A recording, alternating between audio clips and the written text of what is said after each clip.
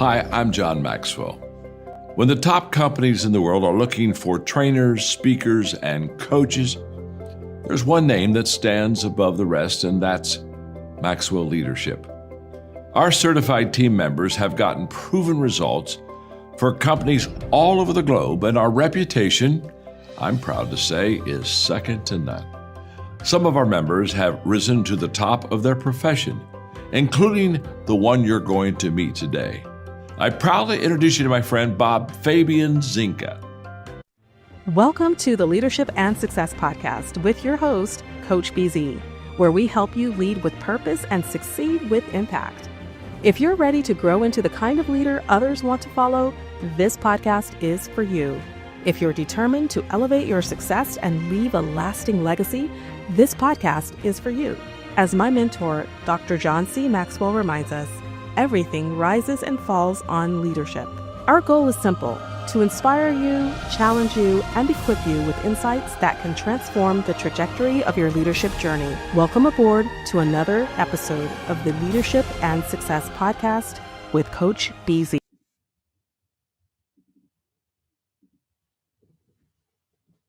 Master Sergeant Joseph Groce.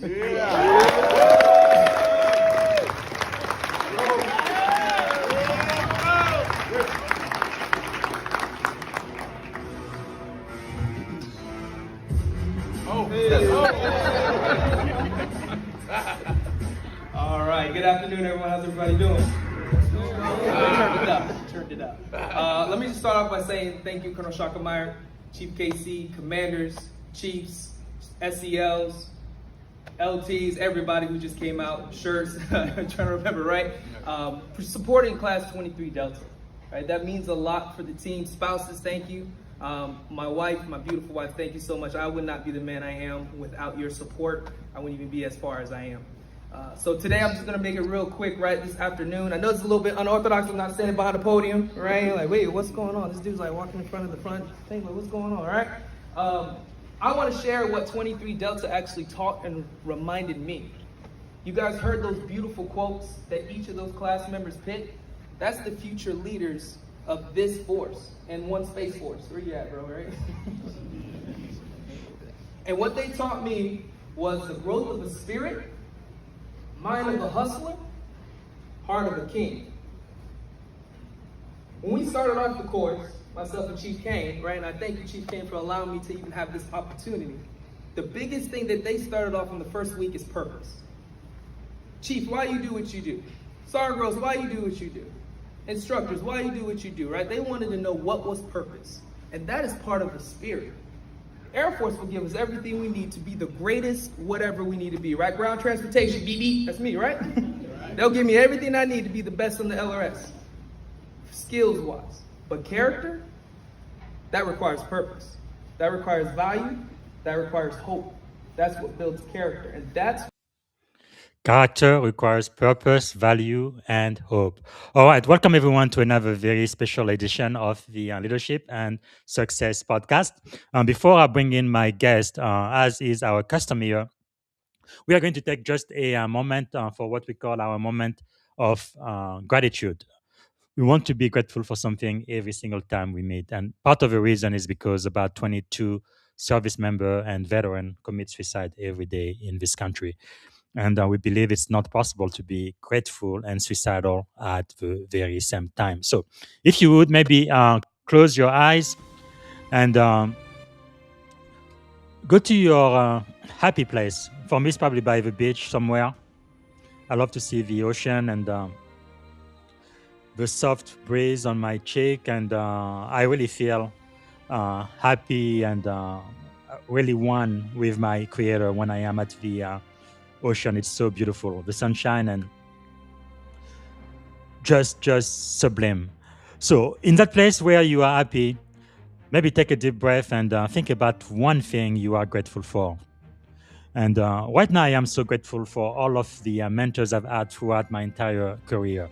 I joined the Navy 21 years ago as a seaman recruit. That's E1. That's the lowest rank in the military. And from day one, I didn't know anything at all about anything about the service, but chiefs, right, E7, E8, and E9 in the Navy really took care of me. They really showed me pretty much everything I know. And later on, even when I became a junior officer in 2007, I became an ensign, and chiefs were still mentoring me all the way up to '04 lieutenant commander. So much so that even when I finally became a senior officer, which is quite an achievement because only 4% of people who join the military end up being '05 or above.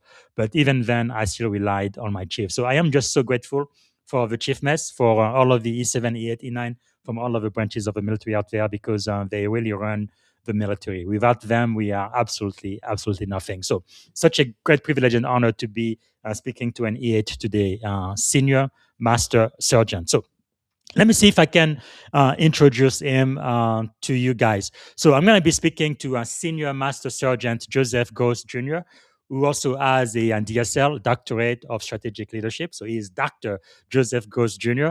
He is a combat-tested U.S. Air Force Senior Master Sergeant, leadership coach, and founder of the Servants Council. More about that during the interview. Really, it's a platform dedicated to developing leaders who serve with heart, with humility, and with purpose. And that's exactly what he was talking about in the introduction video: purpose, art, and humility. With nearly 2 decades of service, advanced academic credentials, including a doctorate in strategic leadership, and a passion for servant leadership and emotional intelligence, Joe has impacted hundreds of thousands of leaders across the military and beyond. His philosophy is quite simple, but it is profound. Leadership is not about rank, it is about relationship. And today we're going to be learning why servant leadership is the future of leadership and how to lead beyond authority and build trust driven influence. All right, so without any further ado, please welcome to the Leadership and Success Podcast, Dr. Joseph Groce. All Greetings, right. everybody. Senior Master Sergeant Joseph Groce Jr. Doctor, how are you doing today, sir? I'm good. I'm very much humbled by that introduction. So I appreciate that, Professor and Coach BZ. Like that was real dope. I'm like, wow, okay, amen. So it is really a great pleasure and honor to be speaking to you today. Maybe to get started, what is one thing you are grateful for today? So I am extremely grateful for my family, for my kids. That's just one thing that they make me laugh and giggle every day. My daughter just took like 20 of her vitamins at once. It's all the fun things that come with family, but they definitely Yes. bring joy to my heart, my kids and my wife. So yeah, Yeah, I'm very grateful for that. you better enjoy it because life. It seems like my daughters were born yesterday, but one of them is out of college now, and the second one is Oh about wow. to go to college this year. So it's Yeah. like it just went by so fast. I mean, I really miss Mhm. them being young, and but anyway, it is life. So you just have to get used to it. And what is one thing about you, seniors, that most people may not know when they first meet you? So when they first meet me, one thing they probably do not know is that I can actually bark like a dog. So I usually introduce myself that way to a unit. I just recently did that with Mountain Home here in Idaho Air Force Ah, Base, and yeah, they were all like, "Whoa!" Yeah.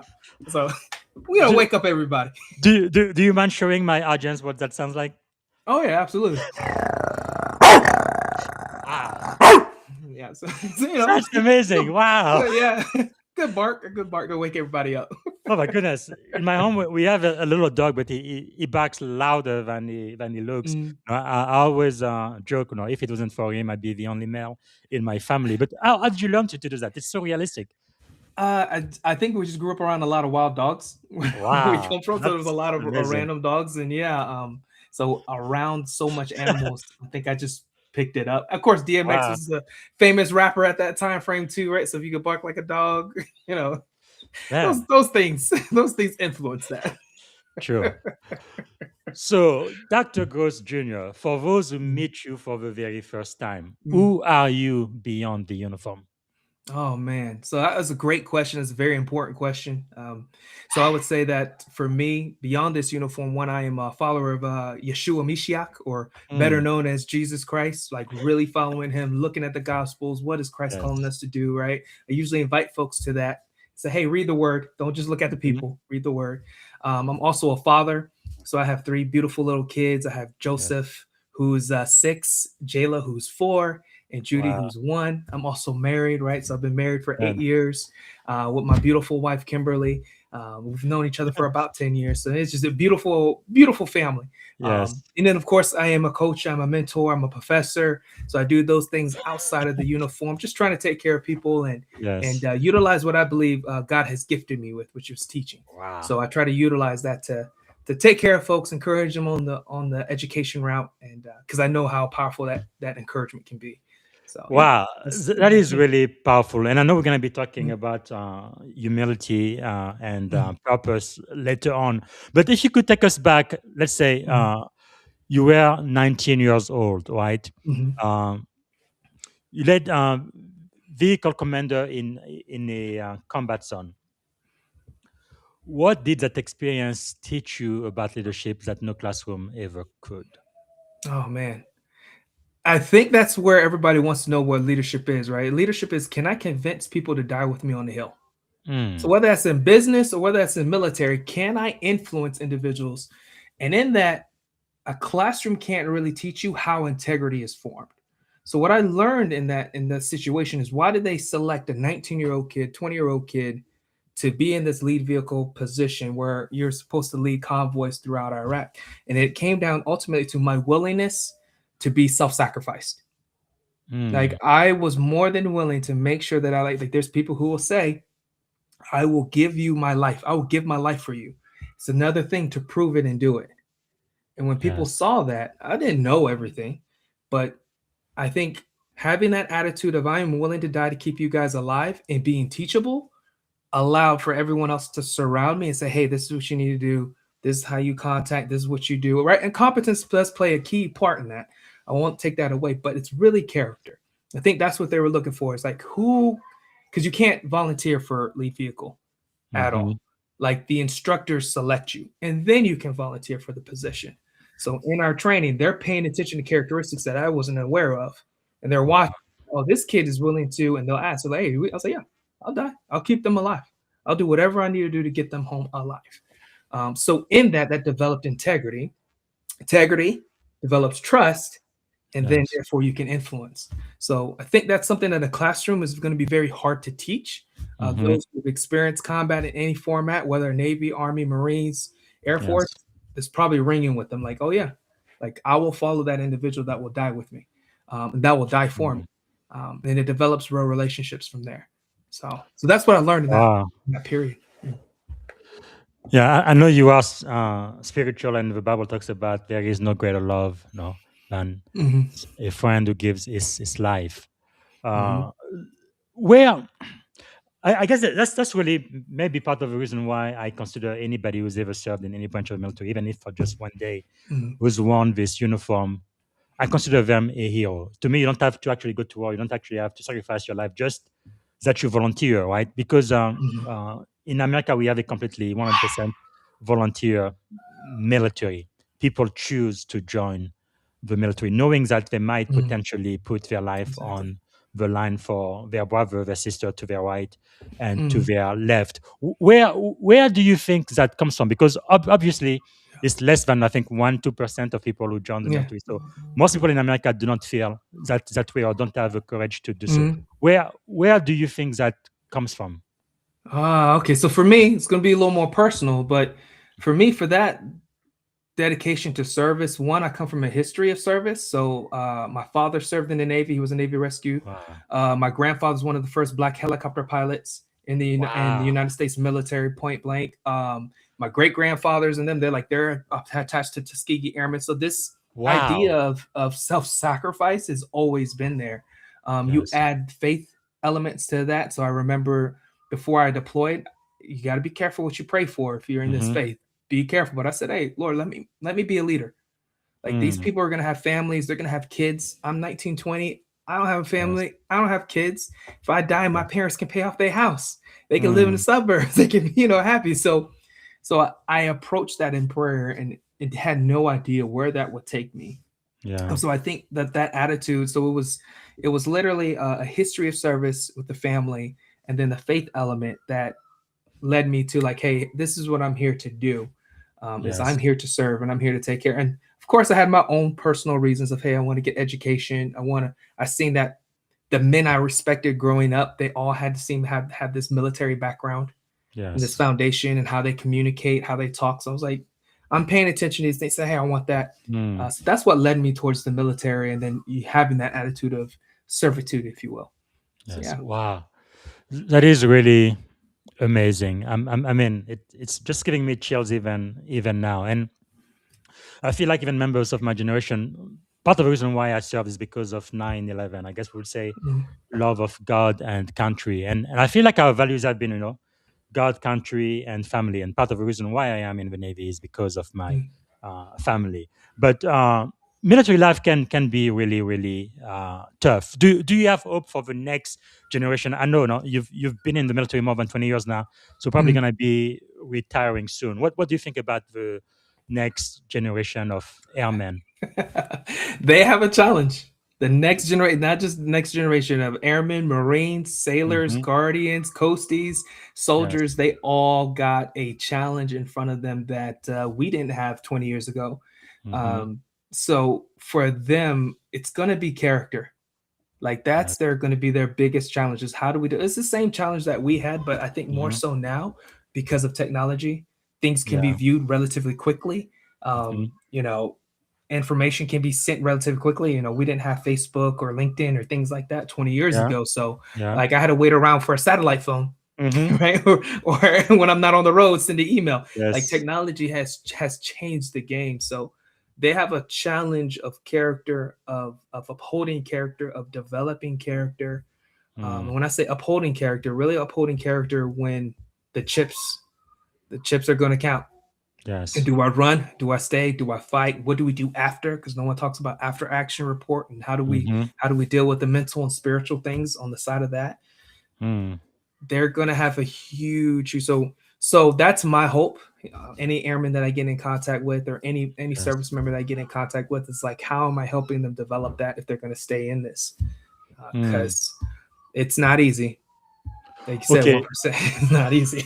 So if you had the ear of every junior enlisted and junior officer listening to us Mm, right now, let's say I give you a couple of mm. minutes, what would you tell them? As far as advice for them, as far as Hmm. doing this, Yes. so I would tell them for the most part, when it comes to doing this, one, you got to know your purpose, you got to know your why. So one of the first things I ask any officer, young officer, or any young enlisted when they come in my office and they're introducing themselves is, why'd you do this? Because you're Yes. gonna have to remember it. You're going Mm. to have to remember how hard things are going to get. It's going to be very easy uh, for entertainment to take you away from that purpose, and then you find yourself demotivated. So Yes. one, why'd you do this? And then two, who is holding you accountable to continue to move forward? Like, who is Mm. your support group? Because you're gonna need both. I don't do 20 years in the game, senior master sergeant, doctorate degree, start on business. Like all those things Mm. sound wonderful, but I have a huge supporting cast. A Yes. huge supporting cast of my family, my wife, my parents, my sister, Mm. brothers and sisters, and wearing the uniform from John Dixon to Cully. Like there's just a whole supporting cast to include Yes. my professors. Like it's a huge supporting cast. So you Mm. can't do this alone. You got to know who your supporting cast is, and you got to know your purpose. And then being able to have the discipline to move forward. And you can get the opportunities from the military. Military is hard, but there Yeah. are some opportunities, I would argue, that will change the game if you stay focused. So Wow, that is really yeah. powerful. Know Mm-hmm. your why and find your tribe. Wow, so powerful. Mm-hmm. Was there a defining moment for you when you realized that leadership is about people, not necessarily about position? Yes. So I got back from that deployment. I found myself in hot water. Well, let me rephrase before I got myself in hot water with the commander. So there was 10 of us that came back. I was the youngest, so youngest in age and youngest in rank. The commander today, after we get back, tells us to write like all the horrible things that we did, that we saw, Mm. because he wanted to publicize it for the base. And everybody looks at A1C Groce, right? So I'm E3, like, hey, Airman Groce, are you? Because you had the most miles, you guys had the most things that happened, and I decided to let the commander know. Unfortunately, at the time, because I didn't communicate well, I didn't Mhm. know what I was dealing with, but I told the commander no, and the commander looked at me and said, "What do you mean?" I said, "Until you experience and do what we just did, I'm not saying anything. And everyone pushed Mm, their papers back. So this includes E4s and E5s. yes, They all pushed their paper back like they wouldn't. So it made me realize, oh, right. leadership isn't about your position, it's about the Mm-hmm. people. What further made me understand that it is about people was then I found myself in hot water with that commander, get myself in front of a board. Unfortunately, Article 15 is what they're looking at. Kicking me out is what they're Mm, looking at, because obviously I put a target on my back. And I yes. had a group of tech sergeants and master sergeants, so E6 and E7s, that put their rank like on the Mm, line for me to stay in the Air Force. So long story short, I am feeling extremely shameful and guilty because they had to do that to keep me in the Air Force. They're over at the smoke yes. pit, and I go to them to apologize for my behavior. Like, hey, I'm Wow. still trying to work things. And after I apologize, they apologized to me. And they Mm, said, hey, man, we know what happens when we come home, and we should have been there for you. If we would have been ABC, you would have been hot water.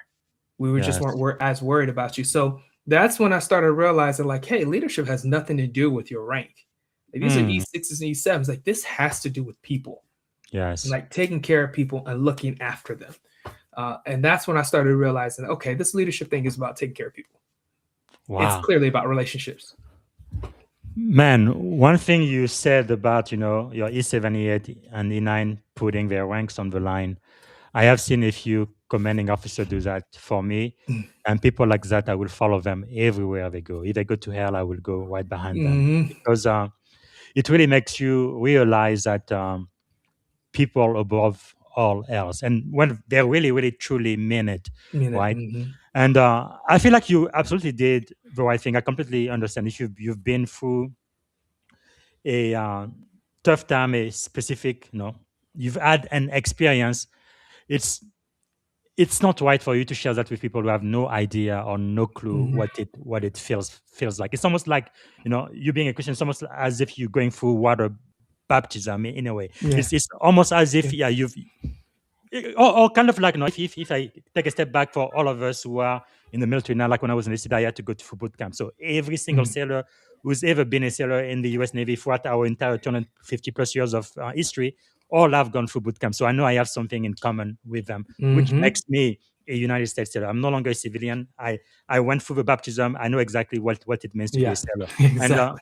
going into a combat zone, that's a completely different Mm-hmm. experience. So I definitely understand that, but at the same time, you went to what we'll call in the Navy Captain Mass, so you're gonna have to pay the consequences, good or bad, for taking your stand. But I definitely applaud you for taking a moral stand there, and Mm-hmm. um, I think that's one of those things.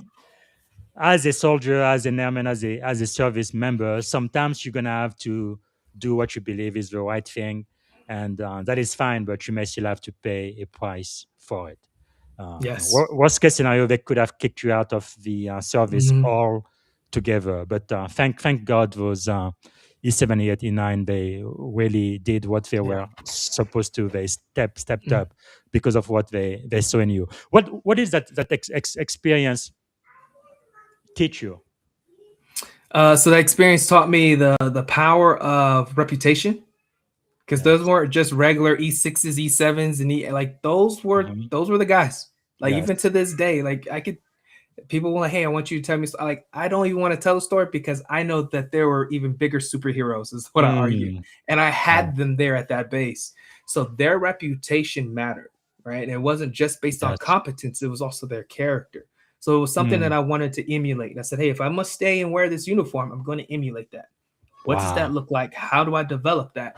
That's what I learned in that situation, because I was like, nobody, you can't just do it Yes. just because your position. Even as an Yes. E9, like, there's a difference between E9 and Chief for the Air Force. Anybody who's been Yes. in the Air Force, they already know what I'm talking about. So where's your character at? Yes. That Yes. matters. That matters a lot at the Wow. table. Wow. So you have studied and lived servant leadership. What Mhm. does it really mean in practice? So servant leadership in practice really means, can I turn off what the books would call psychological egoism? Hmm. Psychological egoism is saying that we have a natural state of self-interest. Everybody Yes. does, right? That's the debate, but everybody has that natural state of, hey, what's what's best for me? What am I going to get out of it? Mm-hmm. Servant leadership flips that upside down and says, what's best interest for you? Mm. Even if it costs me, even if emotionally I don't want to, right? Yes. So in theory, that's it. But in practice, how do I actually do that? Like, how do I actually Mm. move forward with being able to do that? So as I say, servant leadership is one of the hardest things to do out of all Yes. leadership theories, because I've got to turn that off. I got to be Mm. sacrificial to be able to say, hey, what's the best interest of you? Even if I don't like you, Yes. even if you're messing up, even if you're the person who's creating a toxic work environment, Mm-hmm. I still need to see what the best interest of you is. And there's some powerful Wow. things that come after that. Wow, that is really powerful. So you really have to have that intention. So why Mhm. do you believe then that servant leadership is more effective today than traditional command and control? So I believe it's more because command and control doesn't require emotion. Mm. Requires me to be a manager. So as an EA, all I need to do is tell you guys A, B, C, do it. If you don't do it, there will be a discipline process. If it Yes. doesn't work, I've got officers that I can have, punish you, right? Mm-hmm. It doesn't require much. It only requires headspace. Servant leadership requires headspace and heart space. Really, when we talk about servant leadership, can I love you appropriately? Yes. Right? Mm. Can I actually love? And that doesn't mean I don't discipline. That does not mean that I always agree with you. Like, love means like, how do I do what's in the best interest of you? I Yes. discipline you because this is in the best interest of you. You get kicked out of the military early, you lose all your benefits. This Mm-hmm. is not smart. I need you to get back online, right? So Yes. that's how I believe, like, servantly. And in that, because you have love and genuine love, you have the highest level of influence. Mm. Like, and that's what leadership all goes down to, right? Is that, can I influence these individuals to do A, B, C, D? Well, it's going to be founded on love, because Yes. love is not manipulative. I'm not trying to manipulate you. I really want the best for you. When people start Mm. realizing that, that's a lot more influential than, hey, command and control. I'm Yes. a new senior master sergeant. I'm the chief master sergeant. I need you to do A, B, C, D, E, F, G. Are they Yes. going to get it done? Absolutely. Are they going to do it at excellence? Mm. Unless that's their purpose in life, they're not going to. Yes. Right? So Wow. what makes somebody go there? It's love. It's like, hey, this person loves me. I clearly know Yes. they love me and they've proven it to me. So if they Yes. ask me, I'm going to go further. And Mm. that's always going to be more powerful than command and control. That is so powerful. So how do you then balance the love you have for people who report to you, for your team, and the need and requirement of the mission? Oh, that's a good one. That's a great question. How do I balance that? I prioritize it with them first. I know there's a statement that the Air Force says, people first, mission always. I don't believe that. It's people first, mission second. You don't have a mission without people, Mm. point blank. And if I can stop the mission, I will stop the mission to take care of people. That does that get me in hot water? Wow. Absolutely, but that's why I get paid E8 money.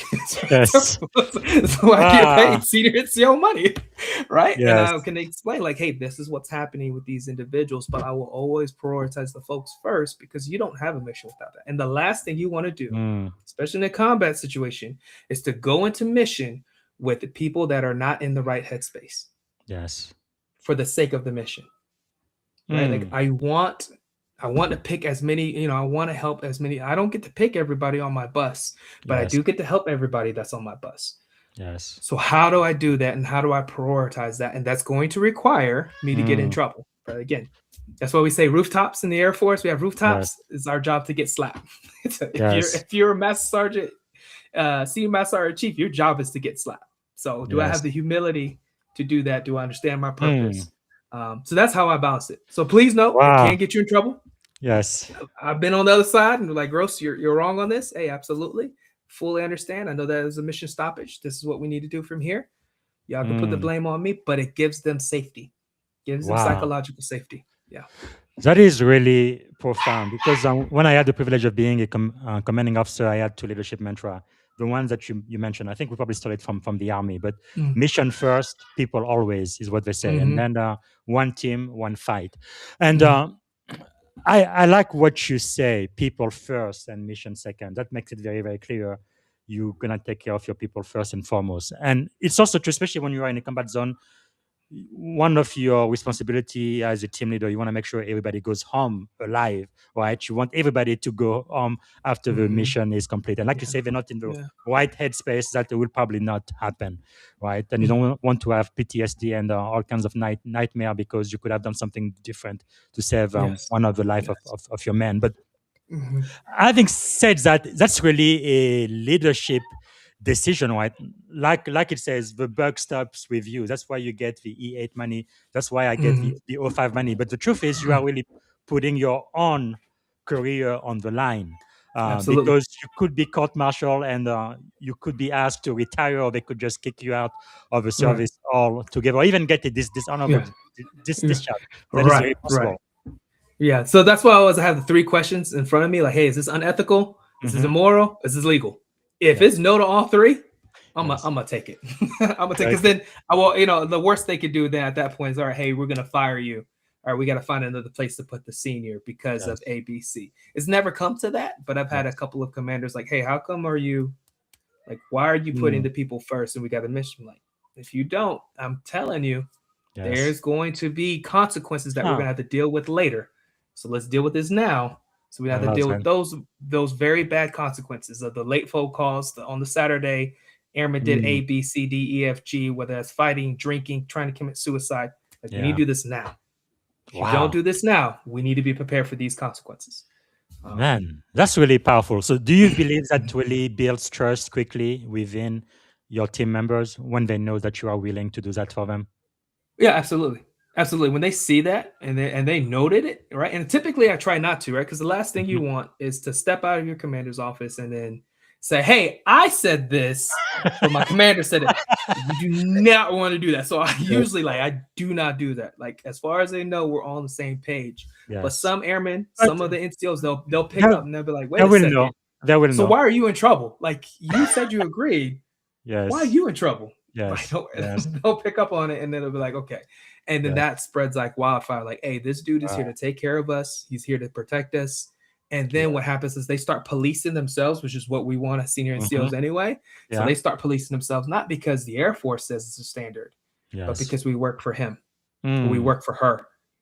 And like, Wow. it's just this ripple effect, right? So it really starts with that LOVE word, that love.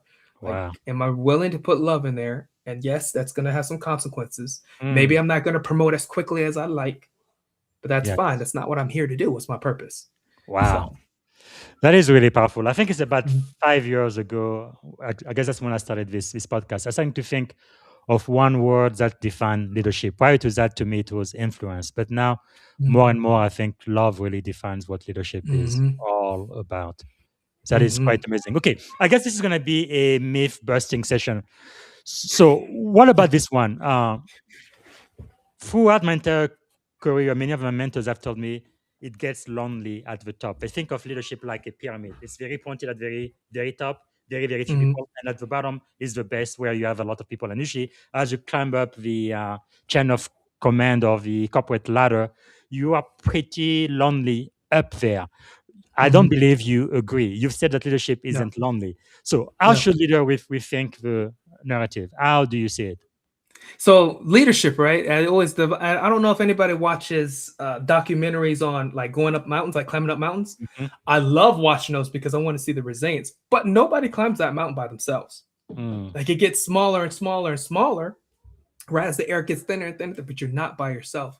So when Yes. I think back to, and I don't know how it is for necessarily for the corporate world, but for military world, you're not by, like, if you're lonely, it's because of 2 things. One, you're practicing psychological egoism, or 2, because you wanted to be, Yes. right? Like, you were willing to step on individuals to get there.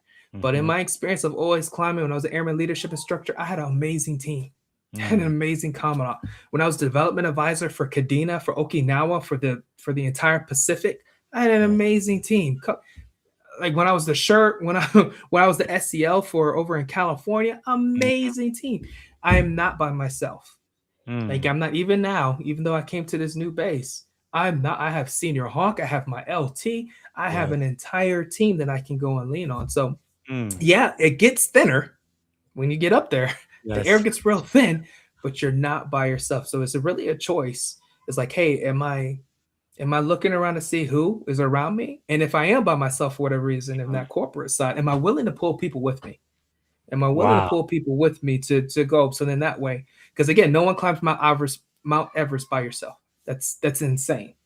So to Yes. go up the leadership ladder by yourself, that's insane. Mm. You're asking for something bad to happen, whether your character breaks, Yes. or your health falls apart, whatever that might be. Wow. As human beings, we're communal. I'm an introvert by nature. I still want a community. So, Yes. Yes. so that's something I always think about. Say, yeah, not leadership is not. It's not Hmm. lonely on top. You're just choosing to be.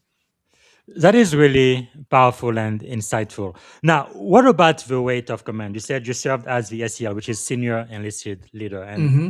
I got the chance, I was the executive officer, but I got a chance to be commanding officer. At the very, very top, I was in charge of the entire Mm-hmm. unit, their mission, and the people. Yeah. And I feel like there is a weight, a real weight to command. I mean, it is not easy. It's a huge, huge responsibility. Because anything Mm-hmm. happened to your people 2 o'clock, it's a Saturday or they go drinking or whatever happened to them, ultimately you are responsible for that. So Yes. how do you deal with the weight of command? I share it. Hmm. That's what I did. So for California, and the team would probably tell you if they're even watching, some of the folks that are watching, like one of the first things I did is I always line out my expectations. And then from there, I would have NCO and senior NCO meetings once a month. And then I shared that I empowered them. I said, hey guys, this Hmm. is what I'm responsible for. But when it comes to morale and discipline, this is what I need from you. I would Yes. share that weight. So even if we have those problems that come up, I'm not just by myself there at 2 o'clock in the morning. My teammates are there, right? My Hmm. Sergeant Lunas are there. My Sergeant Hobbs are there. Like my other NCOs are right there with me. We're sharing that weight.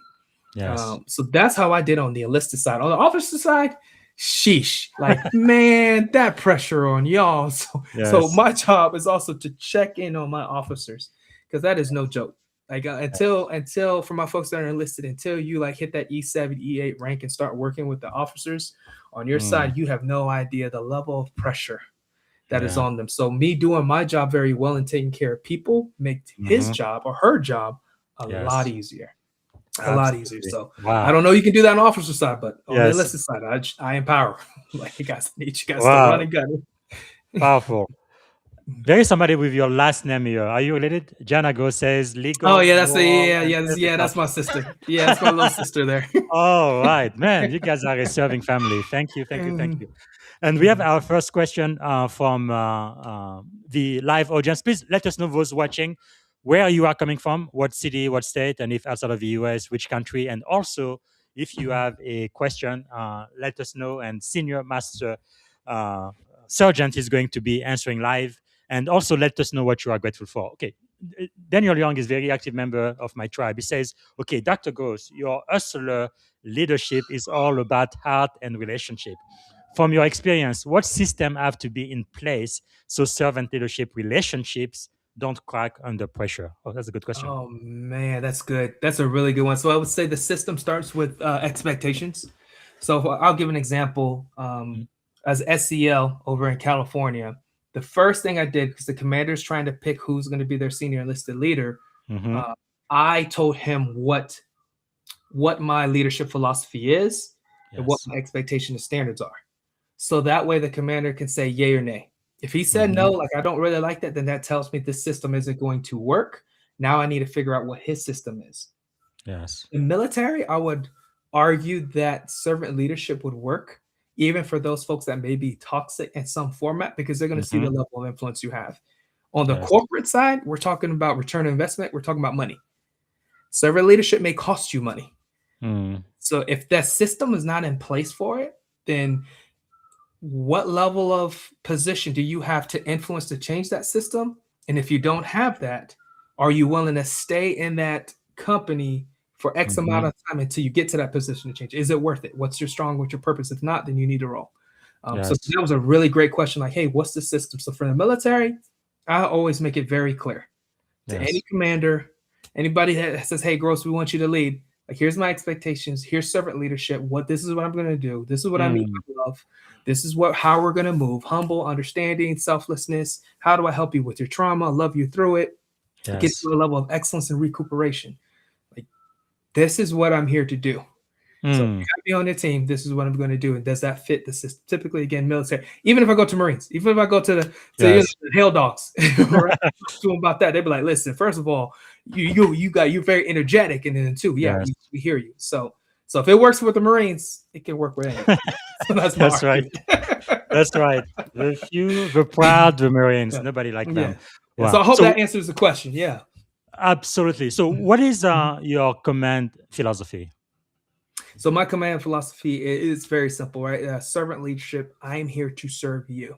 I'm here to love Mm. you. And then I explain what love is, right? And in that, of hey, your best interest, disciplining you when we need to discipline. Let's have Yes. fun, but these expectations needs to be met. So that's my leadership philosophy. And I have a Mm. whole bunch of Powerful. standards, and then I tie it to what the Air Force standards are, right? With our major Yes. graded airmen areas, or when it comes to leadership and innovation and like Mm-hmm. how these things play, and then let them know like, hey, here's my expectations. Yes. Let's move from there. And I know that I have to win people over.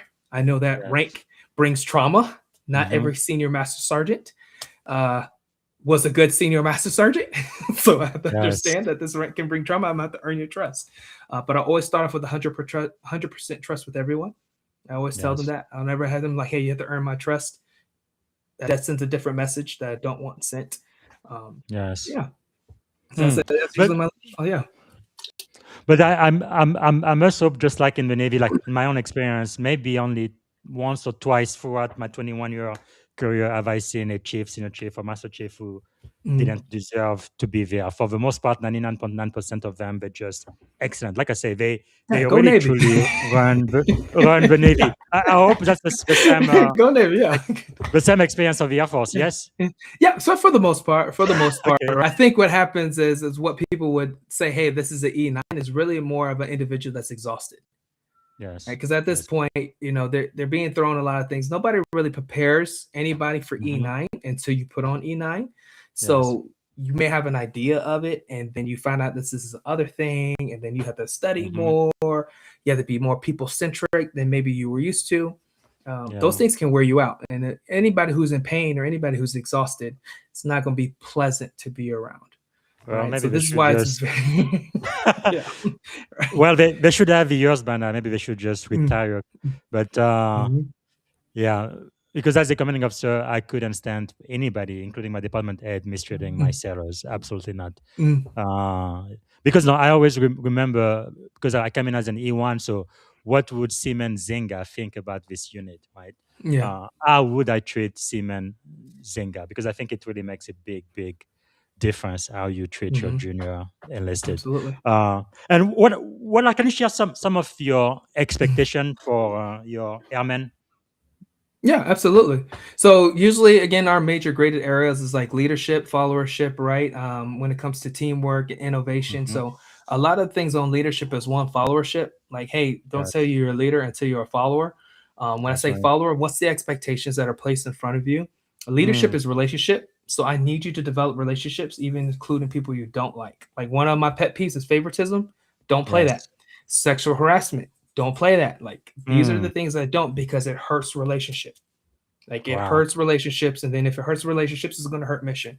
So when Yes. I tell them leadership, I'm like, how are you building healthy relationships? How much do you know Hmm. about emotional intelligence? How Yes. are you communicating? Or do you have an open door policy? I have an open door Hmm. policy.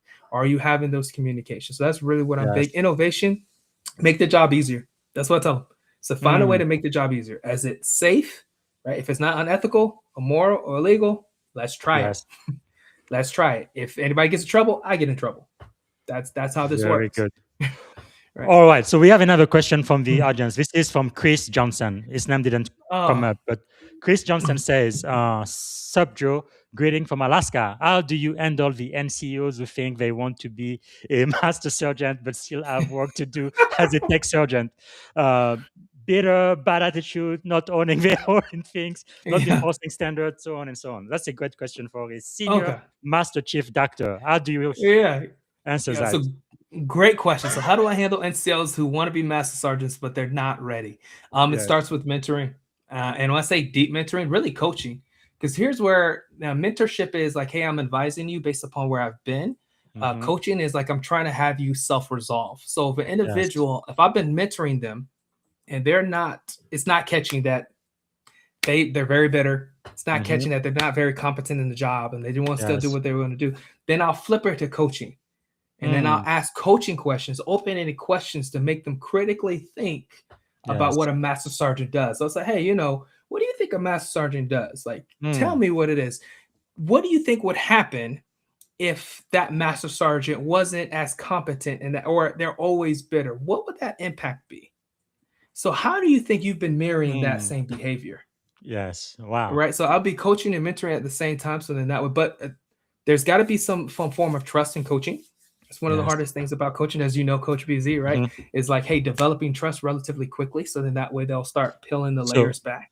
how do you do that? How do you develop trust quickly, especially when you are, in a team with where the stakes are very high, which in the military it's almost always the Yeah. case. How do you do that?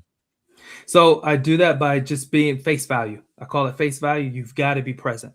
So I can't Yes. get stuck behind it. That's one of the things that for E7s and above, we can Mm-hmm. easily get stuck behind that computer. There's Yeah. plenty of taskers. Your goal is to clear that email traffic. Mm-hmm. You've got to have FaceTime. And that's one of the things I encourage even commanders, like, hey, have FaceTime, Yes. because that's at least a line of trust. And as you Mm. have FaceTime and you have those just, random conversations with troops and they start getting Yes. more comfortable with you, Yes. even those folks that are maybe lacking in their ability, but they want to be that next master sergeant, Yes. hey, like, I need to coach and mentor you in this. And there should be some Mm. form of line of trust there to where you'll listen. Now, will everybody listen? Absolutely not. And if those folks don't listen, they're not teachable. If they're not teachable, Yes. you've got to be honest with them and say, hey, man, I don't know if this is necessarily for you until Mm-hmm. you come to a reason for yourself that you want Yes. to be teachable, So, and that goes back to their purpose and their why. yeah, I was gonna say it goes back to the why Mhm. that you mentioned Mhm. earlier, and so you mentioned mentorship. I think mentorship is really a master key for success. Now, when I became an IP officer, 2007, uh, it was such a small community. We were pretty much forced to be mentored. So they would get, anybody with maybe O 03, O 04, O 05 to mentor the Uh-huh. O 01 and the O 02s. So whether you like it or not, you were assigned Mhm. a mentor. Do you believe kind of in a forced mentorship structured program, or do you think it needs to happen organically and naturally? The mentee Mm. needs to find their own mentors. What's your thought on I that? I would lean more to a forced one while the mentee looks for one, right? Hmm. Because sometimes we just don't know we need one, right? So Yes. if I'm a O1 or O2, especially if I was enlisted prior, and then I Yes. come in and be an officer, and you're like, I got it. I know the Yes. structure. Yes. I get it, but you really need that mentorship.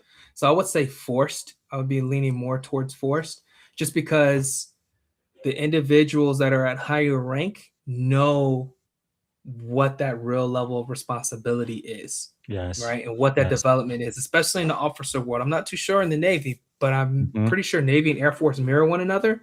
So when Yes. you're O1, O2, that's going to make or break you. Mm-hmm. Like those two ranks are going to make or break you. So if you don't have a mentor that's telling you, hey, are you going to this school? Are you doing this? Are you switching Yes. over to these roles and doing this to make sure you diversify in your experience? So that way we Mm-hmm. can place you in a position where you can be a major and soon someday a lieutenant colonel and a colonel. Yes. Hmm. You're just looking at captain, and that by that time frame it's almost too late, right? So Yes. I'd say forced mentorship, and that's something that Air Good. Force, depending on what base, Mm-hmm. they do really well. Other bases they don't do that so well. Yes. So that's what I Wow. probably lean more towards that. That's powerful. Because of that experience I had when I was an O1, when I became a commanding officer as an O5, I developed a buddy system. Every time we had a brand new sailor in my Mhm. unit, then they would get a buddy for at least six months, plus or Mhm. minus their pay grade. So if they're in four, they're gonna get an E5 or an E4 or Yeah. an E3. But Mhm. somebody to be with them for the next 6 months, tell them, hey, this is the plan of the month. Hey, this is where we go. This is where we PT. This is Yeah. where we eat, and so that they know exactly, they get adjusted to Yes. this new command. I think that's quite important. Okay, we are already running out of time. I could be talking to you for hours and Yeah, it's hours. fine. We have about Yeah. 12 minutes left. I think I want to talk about your Ursula framework for sure. So, can you break Mhm. down your Ursula framework for us? How Yes. can leaders So, apply it yeah. starting tomorrow? All right, so hustler framework. Funny story with that one is that I have a board in my office that says "Mind of a hustler, heart of a king." So I was told Mhm. to go and go and give a speech at the ALS graduation, and I used Hustler. And John Dixon, if he's watching right now, Chief Dixon, he's probably laughing his tail off. But the Hustler framework is this. It's really simple, right? Air Force and military, we typically do leadership and acronyms. So Hustler is H is humility, right? Am I humble enough?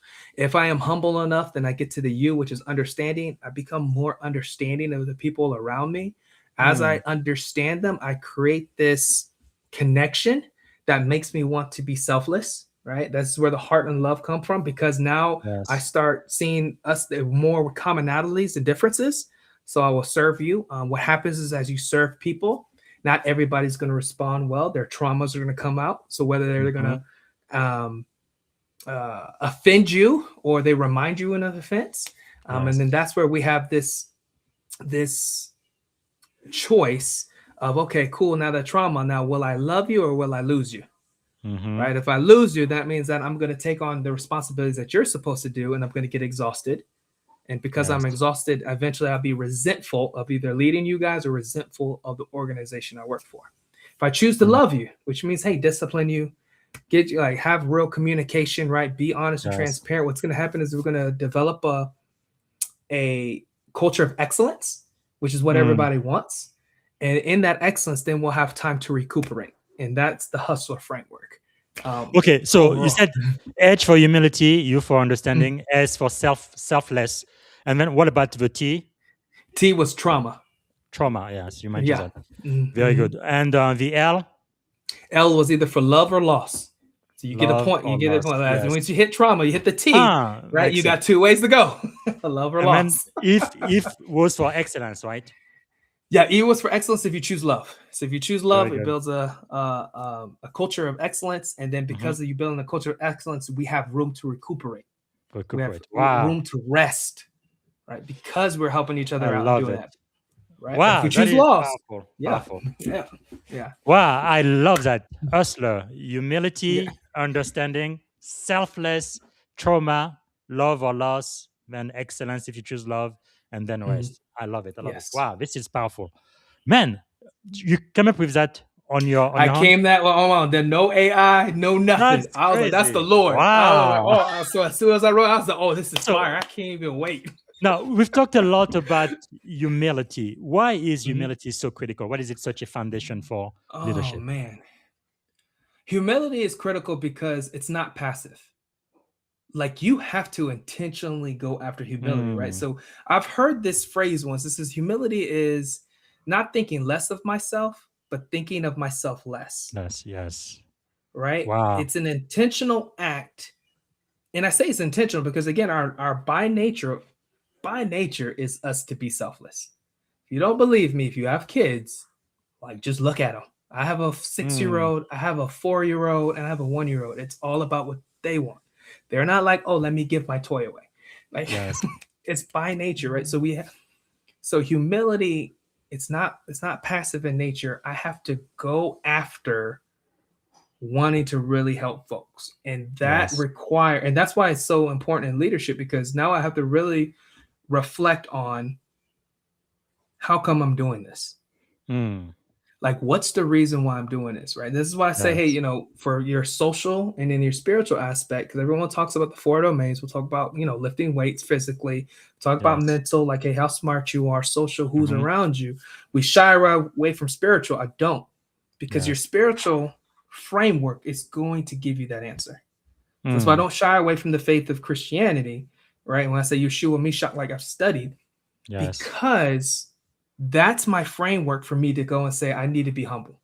If my God was humble, then I better mimic my God. Okay, so maybe you don't rock with Jesus. Okay, so Buddhist, is there anything in the Buddhist world that's humble? Well, there is, if you want to go and get to the next enlightenment, right? So I understand each of them, even to the atheist and agnostic.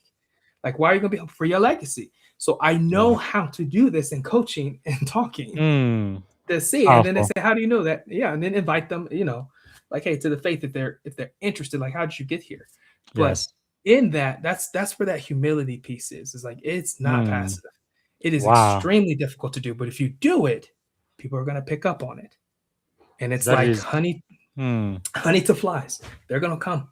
They're going to come and say, what's going on? Oh, wow, you're really going to help me? Oh Mm, wow, and then yeah, powerful. yeah. I definitely agree. Just like Janice Romero, great Mm, Dr. Groce. This is so powerful. It is simple, but it is so powerful. mhm. Um, I guess another thing with humility is the moment you say I am humble, I guess you are no longer humble after that. Yeah. But it is really so crucial if you are going to lead, because leading with ego is always going to get you into the Hmm. wrong direction, because it's all about me, myself, and I, sort of thing, about Yes. the mission and the Yeah. people. So let's talk a little bit. We're running out of time, but I at least want to Mhm. mention your podcast, this one here, Yes. the Servant Council, established 2023. Can you tell us about that, please?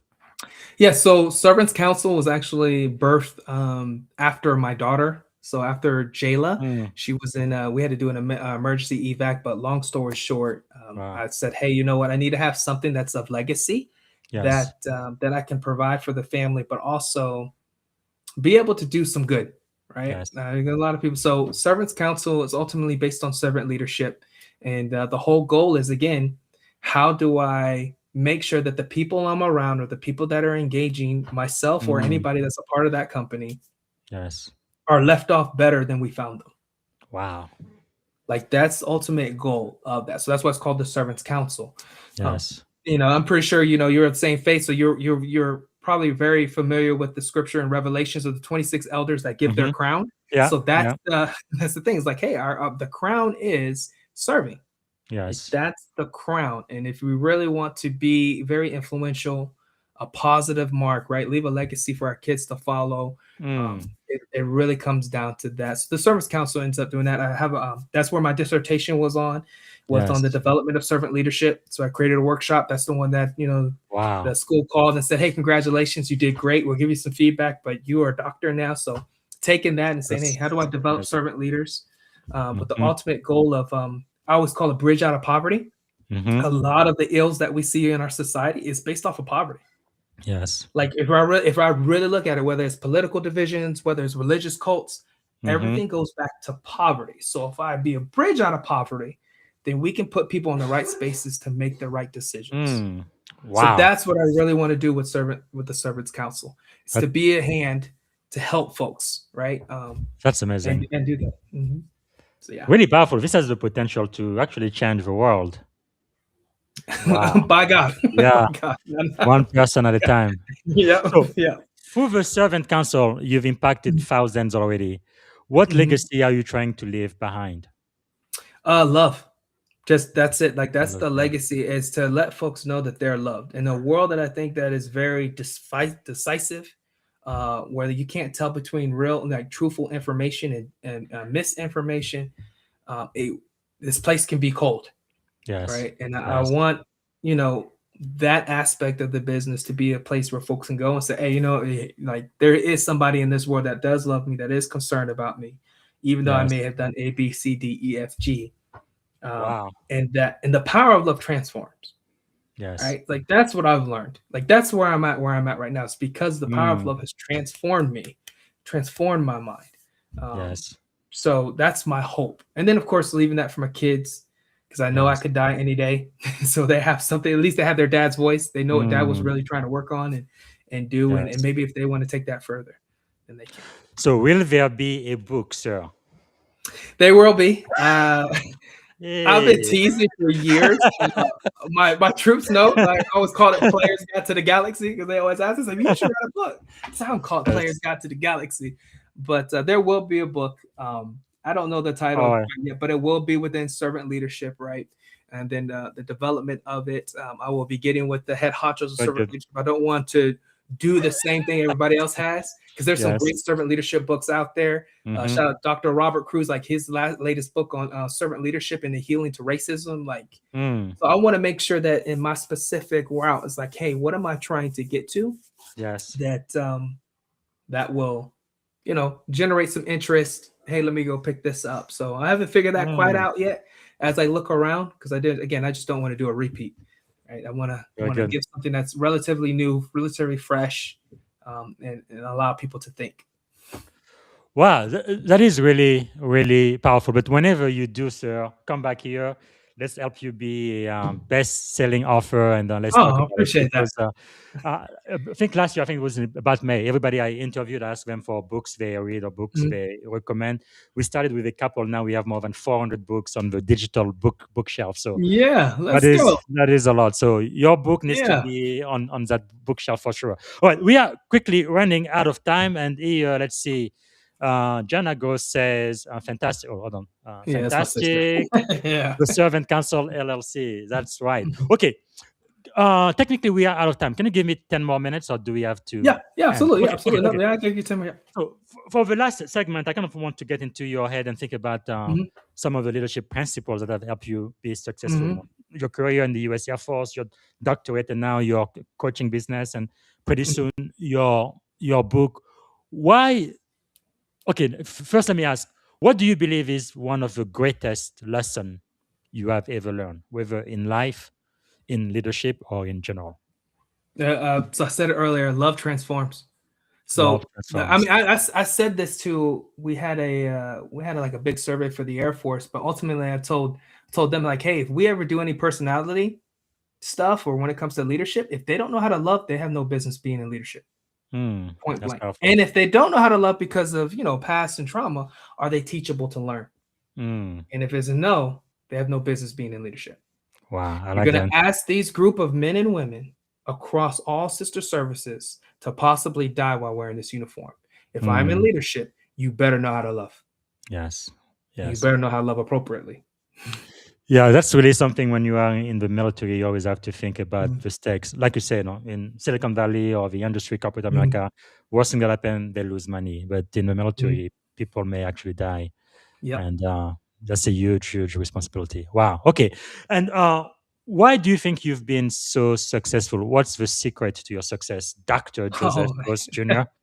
oh man. So again, it goes to for me, it goes to my faith. I don't think that I'm here by Yes. chance. There was miracles that happened on the road and convoys and mistakes that I made that should have cost Mhm. me my arm, my leg, or my team, and it didn't happen Yes. for whatever reason. And then even for me to go to a doctorate, I just really feel like this all glorifies God. I think that we're at Yes. a time where folks are trying to discern what's real spiritually and what's not. Hmm. And again, I've studied all religions. I am not by dogma. My family Yes. wasn't raised Christian. Like we were, Islam. My closest friend was a Muslim at the time. So if Hmm. anything, I would have jumped to Islam. Um, but what I've learned was like, hey, this faith is true. It does Yes. take faith to walk out on it. And in that, I've found that success has always been when I'm following and I'm obedient. When I'm not Hmm. following obedient, this is where I make all the wonderful mistakes. So for Yes. me, that success comes from that. So when they say, hey, doctorate, like it's Regent University, that's a whole bunch of professors that are praying for you, right? That's even from my Yes. master's, that's even from my bachelor's degree, University of Mount Olive. So Hmm. like there's the success is not unwedded from my faith. It Yes. is for me. So my encouragement is like, hey, maybe you're not necessarily Christian faith, or maybe you've been teeter-tottering. Like, really look at it. I will argue again. Don't look at the people. Look at the Yes. documents of what they're saying, right? And look, Mm. like what is probably most true. And what I found is the Christian faith to be the most true. And as I continue doing this walk, God has been faithful even in my brokenness to allow me the opportunity to even go and try to get a doctorate degree and then finish the Yes. doctorate degree while being a senior master sergeant in the United States Air Force, whilst Mm. having a wife who is showing me grace and Yes. mercy as she is raising 3 kids, working her own Mm. job, and her husband Yes. is over here reading books and writing papers. Like you just Yes. can't unwed faith from this. You Mm. can't unwed God from that. So when someone asks me what's the success like that, it comes to that. It Yes. really comes to that for me. Wow, that is really powerful. And you did mention failure. How Mm. has failure shaped your life? Oh man, failure has. I heard somebody. What did they say the other day? They said it's not really failure; it's small successes. Mm. And I I'm like I'm that. taking that. I literally heard that yesterday. I was like, oh Yes. man, yeah, so failure has shaped my life and the things that I need to change. Mm. I had a lot of anger in my 20s. Right, my sister's probably listening. She knows the Yes. stories. She's been a part of those stories. If I have my ALS team here, right, they even wrote on my plaque the Joes. Is like when I would get angry, I would shake. They would tell like Yes. he's mad. So those failures of being able to control my emotions and the heatedness, like that taught me the damage it did to relationships, and Mm. ultimately what happened when it came to us trying to work together to get on the same mission, right? Yes. And that's where I believe like meekness is truly strength, right? I always say serving to others is not for the weak, it's for the meek. In other words, it's power restraint. Mm. I restrain my power, I restrain my anger because love tells me that this relationship's important, even if I think it's not. Yes. Right. And Wow. so that's the powerful lesson that I've learned. And of course, anger management, this is like years of work. This does not happen Mm-hmm. overnight. This is one of the things that God let me try to work out on work out, Yes. right? Then just take it away. But that's one of Mm. the things I say a failure or the little success taught me. Yes. That's a good way to look at it. So, what's the leadership failure, if you're willing to share, that shaped who you are today? Oh man, so there's a lot of leadership failures, but the one that comes to mind was when I was in teaching in airman leadership school, and what I felt like betrayed by one of my instructors. She comes in to apologize for that betrayal, and I Mm. just cuss her out in the office. And she leaves crying, and I didn't realize that there was a whole bunch of chiefs outside of my office. So I open the door, and the chiefs are like, I was like, "Hey, chiefs, how you guys doing?" Like I just go straight face, and they were like, "Yo, something is wrong." And then I remember my Yeah. commandant sitting me down and is like, "Hey, man, like, dude, you've gotta work on this." Like, Mm. and I'm going and shout out to Jeffrey Stoner. All right, he's a retired chief, but he was like, "I'm still gonna push you. Like, I don't care that you're going to change behavior because we're on the same mission. You say you care about people. This needs to change." So in Mm. that opportunity, that's where I went to anger management, try to figure out what's these emotions and Yes. how do I deal with this? How do I communicate this better? And it led me to the road to where we're at right here, where I'm like, okay, Ah. like meekness is truly just withholding because I have a real understanding of what love is and how to move forward with that. So yeah. That is really powerful, and I've seen in my own experience, it's mostly men, although some women may have similar problem too, where we kind of have trouble dealing with our emotion. That's why I also believe a lot of men in the Navy right now, they have PTSD, but they have no idea. They haven't been diagnosed. Mm-hmm. They never say, "I need help." They just Mm-hmm. pretend to be alpha male and all strong, Yes. invincible warrior, which is a bunch of nonsense. But Mm-hmm. what would you say to young officers or enlisted who are listening right now, who tend to have, I guess it's really a facade. They pretend to be Yes. tougher than they really are when they really need to be dealing with some serious Yeah. emotion and do some work. What would you tell them? I'll be encouragement. Like, go get help. I'll give you a prime example, right? We just talked about failure and anger. So I didn't get help until like later on in my career. I finally go to mental health. We do some of the work, we peel back the onions, and I found out that one of my triggering points is when I'm not listened to. When I Hmm. feel like I'm not listening to, this is when my ALS team would say, "Oh, he's getting the Joes because I'm getting Yes. angry." Well, that came back from my first mission, doing convoys, lead vehicle commander. I see what I know is a bomb that can kill us. I call Hmm. it up and they don't listen to me. They say, "Hey, he's brand new. He's Hmm. green behind his ears." So we go through, there's a contracting team right behind us, and boom, and they're dead. Wow. And I did not know that I had equated to every time someone doesn't listen to me to that event. So Hmm. then I would overflow in anger, right? I would see red. Yes. I didn't know that. Right? If I Wow. didn't get therapy, I wouldn't know that. So now when my wife doesn't listen to me, who's seeing red? Hmm. Like this stuff plays out in your personal life. And you think personal life doesn't Yes. affect your work, it does. So my encouragement for Hmm. anybody out there, get the help, get therapy, Yes. Yes. get therapy.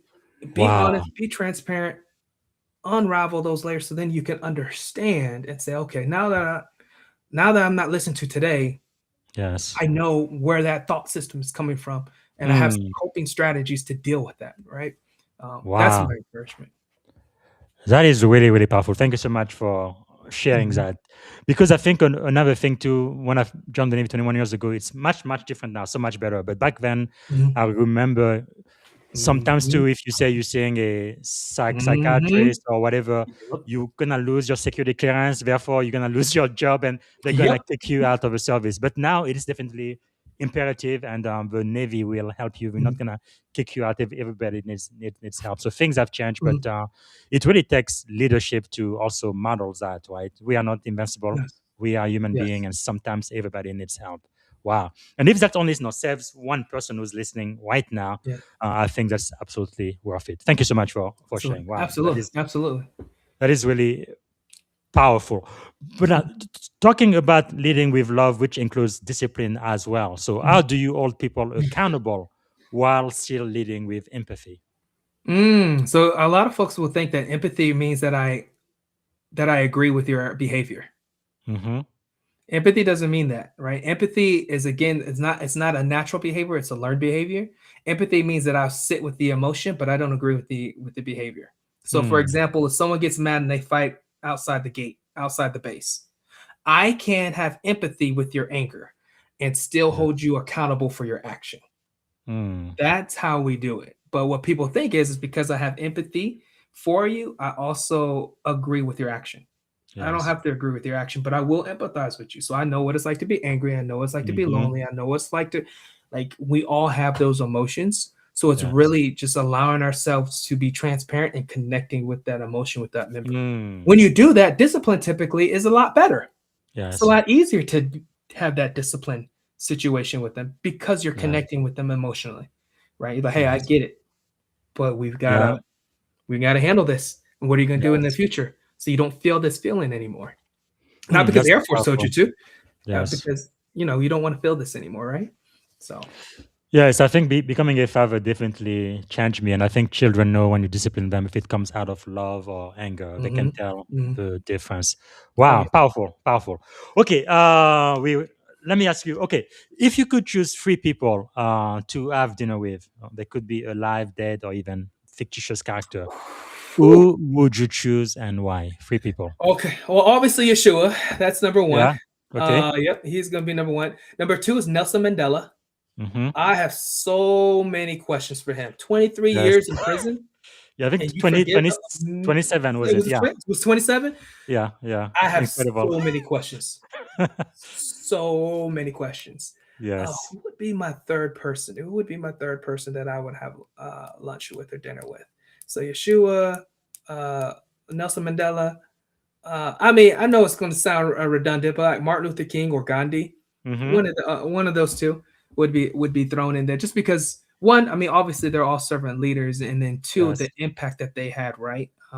Yes. So I think it'd be wisdom that I would be wanting to get from that. But definitely the top two was Jesus. Like Nelson Mandela, I'm still studying him because I'm just, to Yes. me, the level of meekness, the level of Mhm. meekness that you must have, right? Desmond Tutu, that would be my Yes. third person.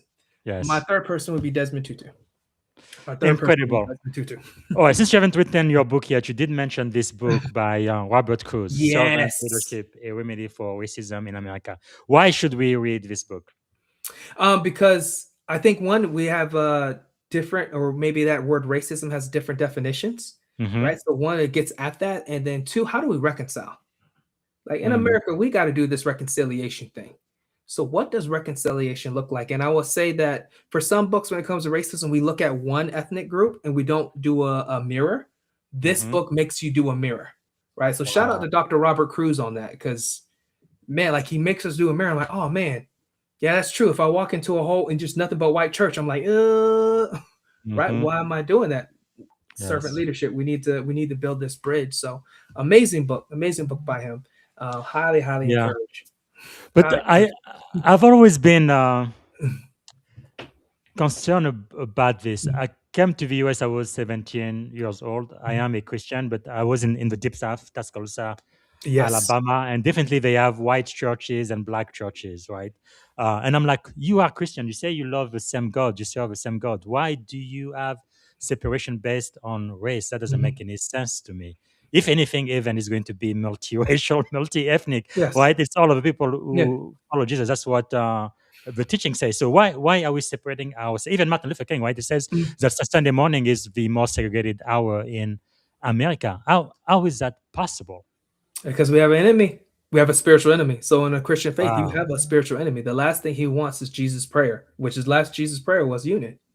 Yes. So are we willing to bear with one another, is what Paul calls it, And Mm. in bearing one another, we love one another. How do we love one another? Through servant leadership. And that's what Yes. Dr. Robert Cruz really gets into, is like, how do I do this? How do Mm. I bear with one another in doing this and really love one another? Because if Yes. we do that, then it's going to be an attractive faith. That's powerful. It's That's going to be powerful. a very attractive faith. Like, hey, why do you guys do this? Right? You will find, like the Mm. word tells us, Acts tells you will have favor with everyone. Even if they don't believe, you will still Yes. have favor with them because they Yes. see it. So we Mm. have an enemy. We have an active enemy who Powerful. utilizes trauma, who utilizes sin, and the unwillingness to reconcile to keep the Mm. church separated as much as possible. Man, really treating everybody with respect and dignity, Mhm. regardless of race, gender, or Mhm. religion, or whatever. Wow, that is powerful. Okay, is there maybe like a song, a book, or a movie that would be your life's theme or anthem? Oh, man. So a movie would be, it's very old. It's I'ma Get You Sucker. It's Hmm. Marlon Wayne's their first movie. Okay. That's what me and my father used to watch a lot. It's just really goofy satire. I don't know if there's necessarily a book that's my life. I would encourage those folks that Okay. if they're looking for a good, yeah, you've probably Yeah, I seen found it. it. Yeah, 1988. I'm gonna get you, yes, sucker. Yeah. I'm Okay. gonna get you. Okay. I watched that That's movie a million times with my father, and that's just it. Just yeah, that was a wow. very influential movie for me as a kid. Um, Very good. but Okay. Let me ask you: yeah. Is there a leadership lesson Mm. in that movie? So there is a leadership lesson. I usually actually use it for conflict management. I actually use one of the videos for conflict management on there between the mother, the son, who's Jack, and then Mm-hmm. his widowed brother, his brother's widow, when they're trying to Yeah. do a conflict scene and they don't know what's required. So Jack has a Mm-hmm. need, his mom has a need, and then we don't know what's required in the scene, so they argue with Yes. each other, and then Jack just breaks away from his family. So there's a couple of leadership lessons that you Yes. can pull from that, but it's just a funny movie Wow. that like I That's watched. Yep, amazing. that's it right there. That's it That's right amazing. there. Wow. Yeah. Cool. Yeah, I think I was Lieutenant JG when my commander taught me how to watch movie to look for leadership lesson. This Mhm. is this is this is great. Okay, I need to land this plan. I've already taken too much of your time, but No, let it's me fine. ask Yeah. you this: if you had one and only one day to live, senior, what would you have Mhm. liked your final contribution to be? Oh man, final contribution would be first thing I think of is family. I just need to know my wife. Like I need to let my wife know I love her dearly. That woman Yes. has changed my life for the better. Mm, Even though we may think sometimes it doesn't, but she yes. has changed my life for the better. I want to make sure that I left something for the kids Mm, that they can look back to. So if there's a book at that point, it's a book for them. It's yes. not necessarily a book for, but it's a book for those three, just to let them know Mm, like, hey, their dad loves them, and that this is where this is how you walk the challenges they're going to have in front of them. yes. So yeah, it would be spent with family. That Wow. That is last that powerful. last one will be all family, and then of course Wow. folks will come absolutely, Yes. but my main focus was, hey, wife, I loved you, and thank you for dealing with me, showing Yes. me grace, and us growing together. And it sucks that I got to go. And Mm, then for my kids, oh man, it sucks that your dad won't be there physically, but here's some things that help you walk, mm. where you need to walk to. So Wow, that is so powerful. Thank you for sharing. And if you had a magic wand, you could solve any problem in the world. What is the one problem you'd like to solve first thing tomorrow poverty, morning? poverty. Yeah. I believe a lot of our ills in life, just across this world, is poverty. If we solve that, it gives us the space Mm, to where we need to be at. wow, powerful. Well, we are coming to the end of the show. All good things come to an end sometimes. Yes. How can we add value back to you? You've added so much value to my audience.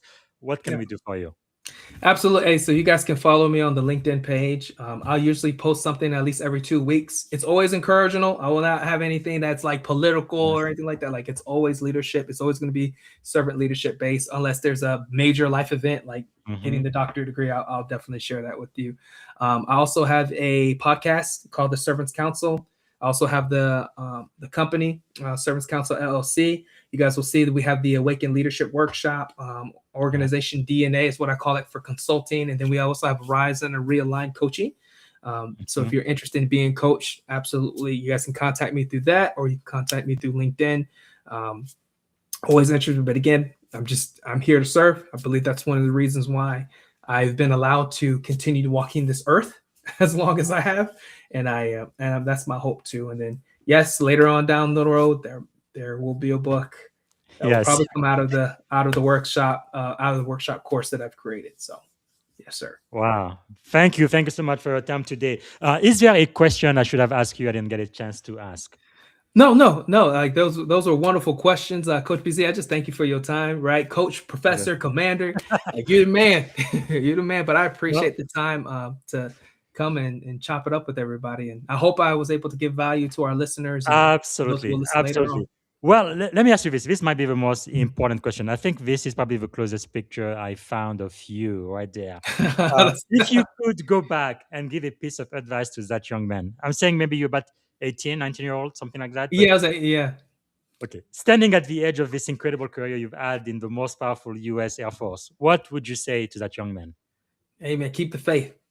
Keep the Don't lose faith. it. Yeah, like don't lose it. You're gonna go through some rough things.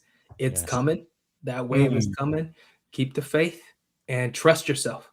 Keep the wow. faith and trust yourself. Trust Powerful. like, hey, like you can do it. You can do it. So yeah. All right, so we are pretty much at the end. So let me ask you for your permission. I know I've already used too much of your Yeah. time, but if you have a couple of more minutes, I want to end Yeah, with a absolutely. Yeah. rapid fire. Okay, let's do this. So first thing Yeah. that comes to your mind, say it. Okay, don't take too long to think. Yeah. What is one word that defines great leadership? Love. Okay, morning routine or practice that keeps you grounded. Prayer. Okay, Prayer and music. Yeah. a book or a quote that changed your life. Leadership Challenge by Okay, Poses and Kozner. you said prayer or music. What is your favorite song?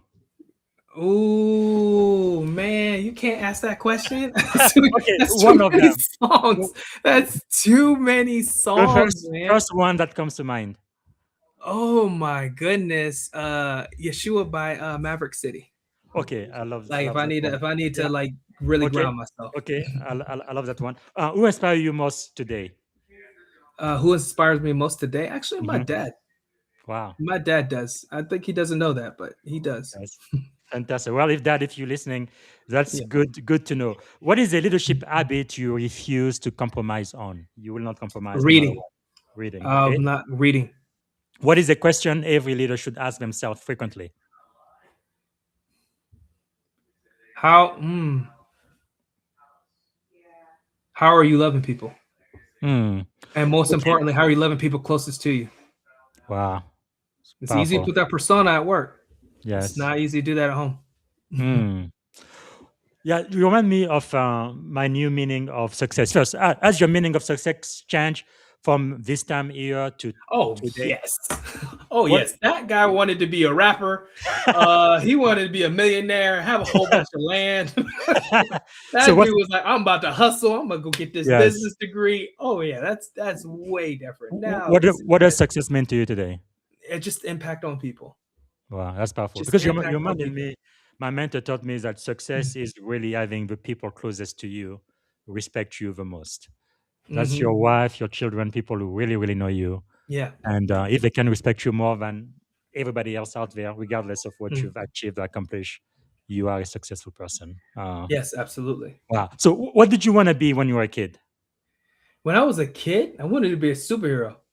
That's all the well, Marvel comic books I had. I well, wanted to be a superhero. you are a senior master sergeant in the U.S. Air Force, so you're a superhero to me. So, Yeah, yeah, uh, three appreciate that. adjectives describing you as a child.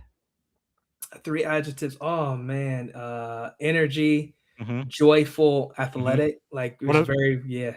what about as an adult? As an adult, I would imagine right. This is trying to be like okay, just wise, open, and I want to say vulnerable. I want to say Okay. transparent as much as possible. Yeah. Yeah, I think that's true. Okay, we're gonna end with this because I want to end with something positive. What is something you are feeling optimistic about these days? Oh man, I'm feeling very optimistic about the future. What Yes, that looks like for my family, whether that's inside the uniform or outside the uniform. I'm looking really forward to it. It's going to be stressful, but yes. I'm looking really forward to just that time with Wow. family. Man. Thank you for your service. And I'm going to end with this. This is the very last question. What is one word that represents our shared experience on this podcast today? I would say wisdom. Wisdom. Like there was a lot of wisdom. Like you were dropping wisdom, Coach BZ. I appreciate that. I said, oh man, my Thank man you. like this. So yeah, so it makes Well, it jive well. It doesn't even feel like an hour and whatever. that's Just true. We spent almost 90 minutes. I didn't mean to, yeah. but thank you so much for giving us that wisdom today. And I am almost always so, so grateful. Thanks again, Yeah. Senior Master Yeah. Surgeon, Dr. Professor Joseph Groce Jr. Thank you, sir. Yeah. Really And thank you. appreciate it. All right. Yeah. Thank Bye you. for now. All right, guys, this is one for the book.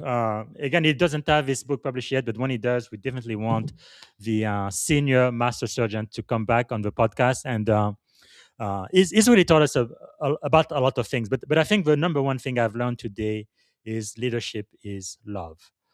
That's really powerful. If you can love your people, the people who report to you, if you can serve them, not them you, I think you are a leader. All right. That's all we have for today. Tomorrow morning, I will have a great pleasure of speaking to a retired U.S. Secret Service senior special agent. He's now a CISO. His name is Richard Latulippe, and he's written a book, Operation Counter Chaos. So we're going to be talking from agent to CISO inside the cyber underworld of global threats. That's going to be tomorrow morning. And then tomorrow afternoon, I will be speaking to James German. He calls himself a warrior, poet, monk of technology and physics. He's also a LinkedIn top voice. We're going to be talking about from blind spots to breakthroughs, redefining leadership in the age of artificial intelligence. And when we get a chance this week, I'm going to go back and we're going to study Proverbs chapter 22. We did 21 the other day. This is not a religious podcast, but we're going to be studying ancient wisdom and leadership lesson from the book of Proverbs. It's really amazing how those lessons are still applicable today in 2026. All right, that's all I have for you. And again, some of the books we've mentioned today start with Why. That's already on our digital bookshelf. I'm going to add today Servant Leadership by Robert Cruz, and also I'm gonna get you Soccer as a movie that is recommended. All right, that is all I have for now. I think we have okay. Daniel says, "Have a good evening." Thanks again for watching, and I hope to see you tomorrow. Bye for now. Thank you for tuning in to the Leadership and Success Podcast with your host, Coach BZ. If today's episode added value to your leadership journey, be sure to subscribe, share, and join us again for more wisdom nuggets on how to lead better and achieve greater success. Remember, leadership is the most critical skill of our time. The world will always need leaders to inspire others, drive innovation, and execute meaningful strategy. So why not count yourself among the bold leaders shaping the 21st century? Until next time, stay inspired, stay committed, and keep leading with excellence.